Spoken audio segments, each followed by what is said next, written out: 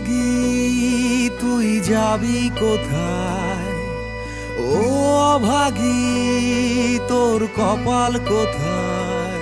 শরৎচন্দ্র আমার খুব প্রিয় একজন লেখক, যার লেখা আমার অলওয়েজ ভীষণ ফিল্মি মনে হয়, যে ভীষণ স্ক্রিপ্ট ওরিয়েন্টেড লেখা ওনার, যার জন্য আমার ওনার লেখা এত বেশি পছন্দ হয়। ওনার লেখার ওপর বেস করে কোনো চিত্রনাট্য করাটা অনেক সহজ হয়ে যায় এই জন্যে। বোধহয় এই কারণেই ওনার লেখা নিয়ে এত সিনেমা হয়েছে। দেবদাস তো খুব প্রচলিত, সিনেমাতে অনেকবার হয়েছে। অভাগীর সঙ্গে একটা শর্ট স্টোরি, এটা নিয়ে একটা ফুল লেন্থ ফিচার ফিল্ম বানানো 2 ঘন্টার, সেটা একটু টাফ ছিল, যার জন্য কিছু অ্যাডিশনাল ক্যারেক্টার্স এখানে অ্যাড করতে হয়েছে। কিছু ক্যারেক্টার্স যেগুলো এক্সিস্টিং ক্যারেক্টার্স ছিল তাদেরকে একটু অন্যভাবে আনতে হয়েছে, without tampering the real essence of the characters. এটা যখন উনি লিখেছিলেন সেটা প্রায় 150 বছর আগের একটা ক্যানভাসে উনি লিখেছিলেন। আমার এই ছবিটা, এটা আমি অ্যাডাপ্টেশন বলছি, বেসড অন নয়, অ্যাডাপ্টেশন অফ শরৎচন্দ্র চট্টোপাধ্যায় অভাগীর স্বর্গ। তো এই ক্যানভাসটা আমি দেখাচ্ছি, মোটামুটি টাইম পিরিয়ডটা মোটামুটি ওই 70s, ওই সময়টাতে দেখানো হয়েছে সমস্তটা। এই ছবিটাতে অডিও ভিজুয়ালি অনেক রকম এক্সপেরিমেন্ট আমি করেছি। অভাগী রে তোর টিকিট কোথায়। ও অভাগী অনির্বাণের নতুন ছবি, যেটি অভাগী স্বর্গর গল্পর ওপর ভিত্তি করে বিন্যাস করেছেন, ছবি বানিয়েছেন। এবং সেই ছবিতে আমার একটি গান রয়েছে, যেটি একটি মজার গান, একটি আইটেম নাম্বার বলা যেতে পারে। খুব ইন্টারেস্টিং একটা গান, যেটি মৌসুমী আমাকে দিয়ে গাইয়েছেন। অনেক ধন্যবাদ মৌসুমীকে যে ও আমাকে এই গানটি গাইয়েছে, কারণ এই গানটি গাইতে গেলে যেটা সবচেয়ে বেশি প্রয়োজন, কে কত ভালো গান গায় তার নয়, কে কত ভালো অভিনয় করতে পারে সেটা। সেই অভিনয় করার সুযোগটা আমি পেয়েছি গানের মধ্যে, আর ভীষণ ভরপুর অভিনয় করেছি। আশা করি এই গানটি, ছবিটি যদি মানুষের কাছে গ্রহণযোগ্যতা পায়, তাহলে এই গানটিও গ্রহণযোগ্য হবে এবং মানুষের ভালো লাগবে। নমস্কার, আজকে আমাদের ছবি ও অভাগী, ডাইরেক্টেড বাই অনির্বাণ চক্রবর্তী, তার music launch, produced by doctor Prabir Bhowmik.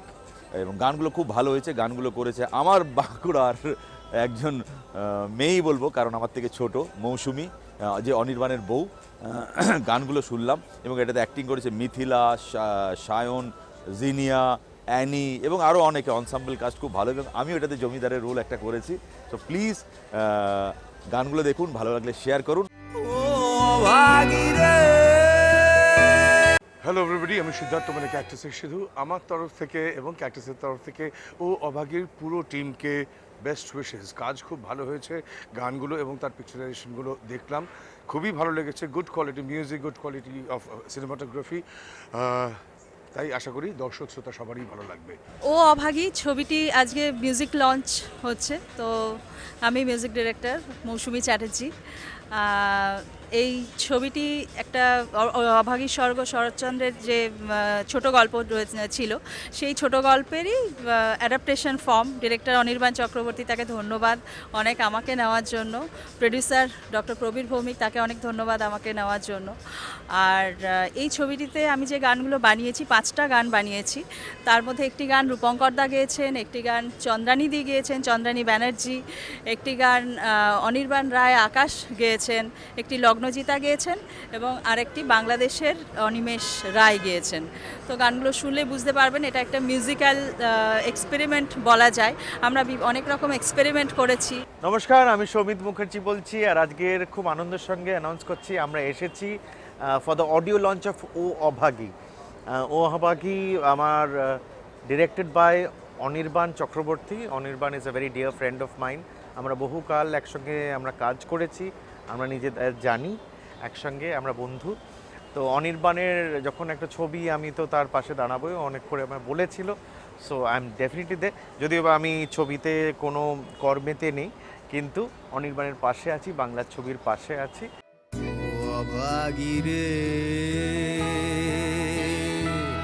তোর টিকিট কোথায়। আমি ও অভাগী ফিল্মের জন্য গান গেয়েছি আমার মন মানে না। এই ফিল্মের এই কাজটার জন্য উই আর রিয়েলি অনার্ড। আমরা সত্যি খুব সম্মানিত, এবং মৌসুমী মৌসুমী বোধহয় প্রথম মিউজিক ডিরেক্টরের কাজ করেছে এবং ওর জন্য গাইলাম এই গানটা। খুব ভালো একটা ফিল এসেছে, আশা করি আপনাদের সকলের ভালো লাগবে। ও অভাগী একটা বলতে গেলে একটা রোলার কোস্টার রাইডের মতো ছিল, কারণ এতগুলো লোকেশন এবং এত দিন ধরে শুটিং করা এবং এত গুণী অভিনেতাদের সাথে অভিনয় করতে পারা, এটা একটা আমার জন্য একটা সৌভাগ্যের ব্যাপার এবং দারুণ অভিজ্ঞতা। প্রচুর শিখেছি এই ছবি থেকে এবং নিজেকেও অন্যভাবে খুঁজে পেয়েছি এই চরিত্রটা করতে গিয়ে। রসিক বাঘ, তো রসিক বাঘ এই চরিত্রটা আমার সাথে থেকে যাবে। Good evening.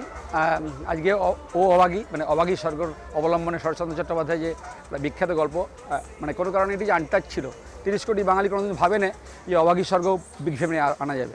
তো আমরা সেটাকে এনেছি এবং এটি মানে আমরা প্রচুর 1 বছর ধরে রিসার্চ করে এই কাজটা করা হয়েছে এবং অলরেডি বিভিন্ন ইন্টারন্যাশনাল ফেস্টিভ্যাল, ন্যাশনাল ফেস্টিভ্যাল এটা মানে অ্যাপ্রিসিয়েটেড এবং মানে এটি সিলেক্টেড। যেটা বলছিলাম আজকে এই মুহূর্তে নিউ দিল্লিতে ঘোষণা হলো যে আমরা we are goat best Bengali film awards, ঠিক আছে। তো আজকে যেটা হচ্ছে যে আজকে ইভেন্টটা হচ্ছে যে মিউজিক লঞ্চ ইভেন্ট এবং মিউজিকটা এখানে যে মৌসুমী চ্যাটার্জি যে মিউজিক ডিরেক্ট করেছেন, এটি মানে অসম, মানে প্রতিটা গান একটা তার মধ্যে একটা অন্যরকম ফ্লেভার আছে।